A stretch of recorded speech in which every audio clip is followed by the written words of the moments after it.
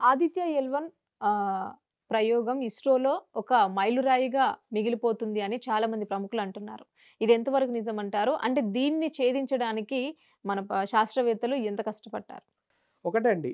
ఇది ఒక రోజులోనో, 2 రోజుల్లోనో జరిగింది గాదు. దీని వెనకాల ఎన్నో సంవత్సరాల కష్టం ఉంది. ఎందుకంటే మొట్టమొదటిగా 2006లో మొదలైన ఒక చిన్న ఆలోచనతో సూర్యుడి మీద గూడా మనం పరిశోధన చేయాలి, ఆలోచనలు చేయాలి అన్న దాంతో మొదలయ్యి, ఈరోజు ఇక్కడికొచ్చాం. సో, ఇప్పుడు ఈ ఎల్-1 పాయింట్‌ని రీచ్ అవ్వడం, ఈ ఎల్-1 పాయింట్ నుంచి ఇప్పుడు సూర్యుడిని పరిశోధించడం మొదలుపెట్టడం వరకు ఇస్రోలో అంటే ఎంతోమంది కష్టపడ్డారు. ఈసారి ఏంటంటే ఈ మిషన్‌లో రకరకాల ఇన్‌స్టిట్యూషన్స్ కూడా వివిధ ఇన్‌స్టిట్యూషన్స్ కూడా పార్టిసిపేట్ చేశాయి. ఇండియన్ ఇన్‌స్టిట్యూట్ ఆఫ్ ఆస్ట్రోఫిజిక్స్ అని, అయూకా పూణే, తర్వాత మన ఫిజికల్ రీసెర్చ్ లాబొరేటరీ పీఆర్ఎల్ అహ్మదాబాద్ కానీ, అలాగే ఈ ఇస్రో సెంటర్స్ కానీ, ఇలా వివిధ రీసెర్చ్ ఇన్‌స్టిట్యూట్స్ కూడా పార్టిసిపేట్ చేయడం అనేది చాలా గొప్ప విషయం.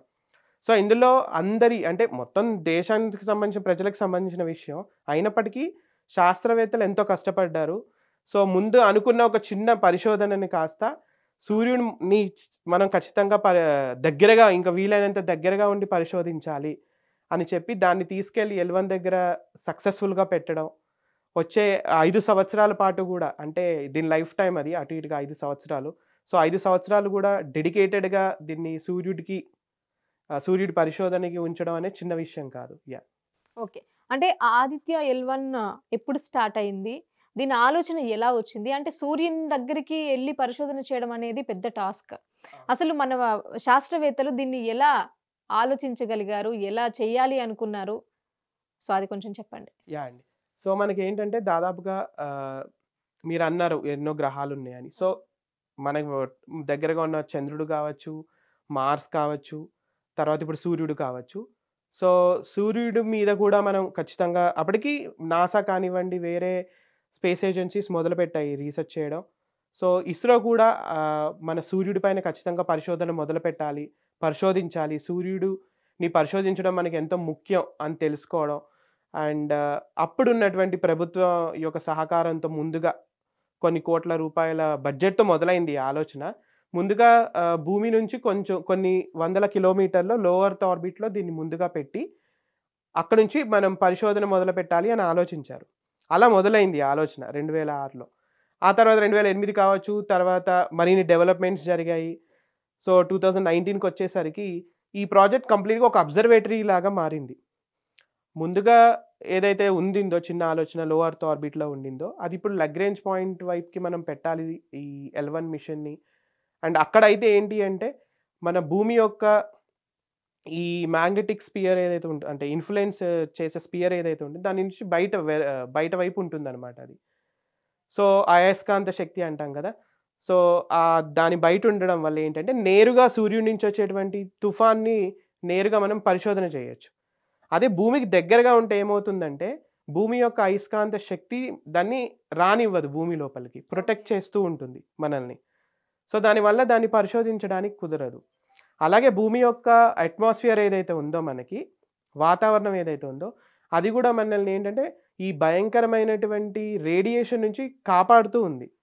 సో, వీటిని పరిశోధించాలి, పరిశీలించాలి అంటే భూమి దగ్గరగా ఉంటే కుదరదు. సో, భూమికి దూరంగా వెళ్ళాలి. సూర్యుడికి ఎంత దగ్గరగా వీలైతే అంత దగ్గరగా ఉండి పరిశోధించగలగాలి. సో, అలా మొదలయ్యి ఈరోజు ఒక అబ్జర్వేటరీగా అక్కడికి రీచ్ అయింది. ఓకే. అంటే భూమికి దాదాపు 15,00,00,000 కిలోమీటర్‌లో సూర్యుడున్నారు. అందనంత దూరంలో సూర్యుడి మీద పరిశోధనలు చేయడం సాధ్యమవుతుందా? అసలు ఎలా? నిజానికి ఆహ్, ఎన్నో వందల, లక్షల కోట్ల దూరంలో ఉన్న నక్షత్రాలను గూడా మనం అవును. ఒక టెలిస్కోప్ సహాయంతో చూసి పరిశోధనలు చేయగలుగుతున్నాం. కాపోతే సూర్యుడు మనకి దగ్గరగా ఉన్న నక్షత్రం. రెండోదేంటంటే సూర్యుడి నుంచి వచ్చేటువంటి సూర్యుడి యొక్క వాతావరణం కానీ, దాని యొక్క ఇన్‌ఫ్లూయెన్స్ కానీ మనకు తెలుసు. సో, దాన్ని దగ్గరగా ఉండి పరిశోధించగలిగే అవకాశం మనకుంది. లేదని కాదు ఖచ్చితంగా ఉంది. సో, ఆ రీజన్ చేతనే మనం ఈరోజు ఎల్-1 దగ్గరికి పంపించగలిగాం. సో, నాసా పంపినటువంటి మిషన్స్ అవ్వచ్చు, ఈరోజు మన ఇస్రో మిషన్ అవ్వచ్చు, ఏదైనా సరే అంటే వాటి ఆబ్జెక్టివ్స్ కొంచెం కొంచెం డిఫరెంట్‌గా ఉండొచ్చు. కానీ ఒకటే విషయం ఏంటంటే సూర్యుడి నుంచి అంటే సూర్యుడు ఏంటి అసలు? దాని రహస్యాలేంటి? వాటిని ఎలా ఛేదించాలి అనే దాంట్లో ఈ మిషన్స్ మనకి చాలా సహాయకరంగా ఉంటాయి. ఓకే. అంటే ఈ ఆదిత్య ఎల్1 మిషన్ తన పనిని పూర్తి చేయగలిగిందని మీరు అనుకుంటున్నారా?